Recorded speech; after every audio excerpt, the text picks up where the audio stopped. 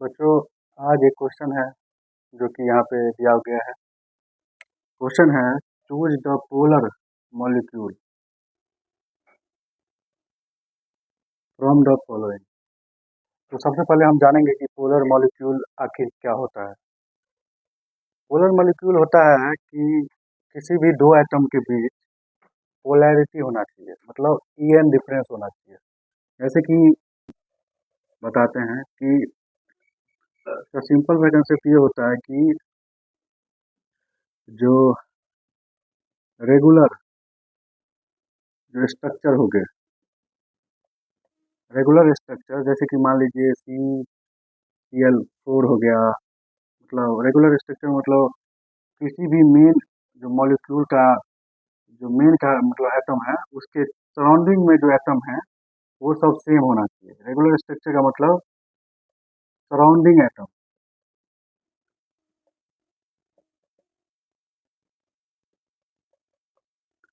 Same मतलब होना चाहिए, उसी को हम रेगुलर स्ट्रक्चर कहते हैं।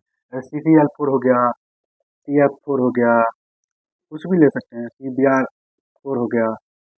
ये जो रेगुलर स्ट्रक्चर वाला यानी रूल है ये कब काम करता है, ये कब काम करता है, ये तब काम करता है जब लोन पेयर नहीं हो। अगर लोन पेयर होगा तब ये रेगुलर स्ट्रक्चर वाला जो रूल है वो काम नहीं करेगा। और लोन पेयर होगा, इफ अगर लोन पेयर होगा तो तब दूसरा रूल काम करेगा या दूसरा कंसेप्ट काम करेगा पोलर मॉलिक्यूल को पहचानने में। तो हम नॉर्मली देखते हैं रेगुलर स्ट्रक्चर मतलब सराउंडिंग एटम जो है सेम होने चाहिए बिना लोन पेयर के, ये रूल हो गया। तो हम देखते हैं यहाँ पे जैसे CCl4 है, हमने एग्जाम्पल ही लिया है।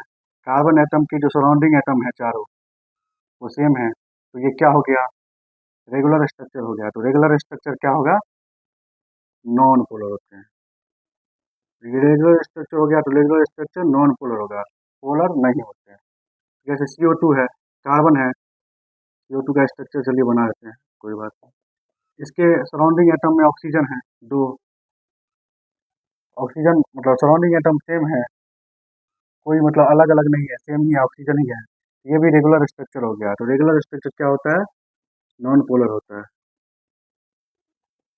फिर इथेन पे आते हैं, इथीन पे। तो CH2 डबल वन CH2, ये भी देखिए आप रेगुलर स्ट्रक्चर ही हो गया। कार्बन के दोनों तरफ हाइड्रोजन है, यहाँ पे कार्बन के दोनों तरफ हाइड्रोजन है, तो ये भी आपका नॉन पोलर ही हो गया।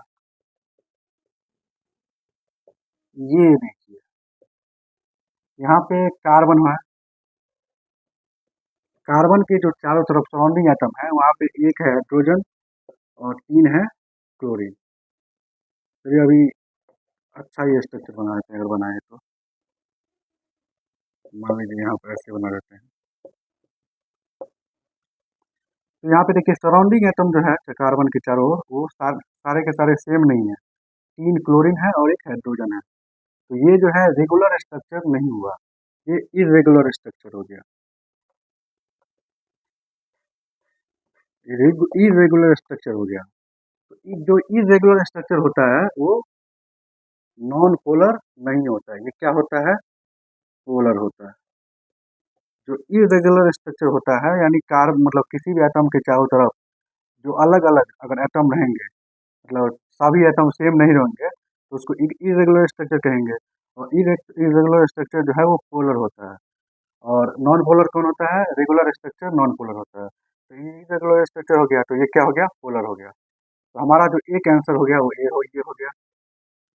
फिर यहाँ पे देखते हैं, इसका भी चलिए स्ट्रक्चर बना ही लेते हैं। तो एक स्ट्रक्चर है यहाँ पे और बचा हुआ CH2F2, इसका हम स्ट्रक्चर बनाते हैं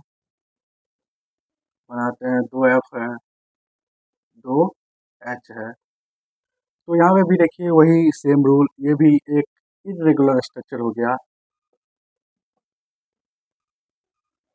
इरेगुलर स्ट्रक्चर क्यों हुआ ये, इरेगुलर स्ट्रक्चर इसीलिए हुआ क्योंकि इसके जो सराउंडिंग एटम है चारों के चारों वो सेम नहीं। तो जाहिर सी बात है, हमने यहाँ पे बताया था इरेगुलर स्ट्रक्चर अगर होगा तो ये भी क्या हो गया, पोलर हो गया। तो हमारा जो आंसर हो गया ये भी हो गया। तो choose the polar molecule from the following, तो आंसर हो गया डी एंड ई। यहाँ पे आंसर हो जाएगा डी एंड ई। धन्यवाद।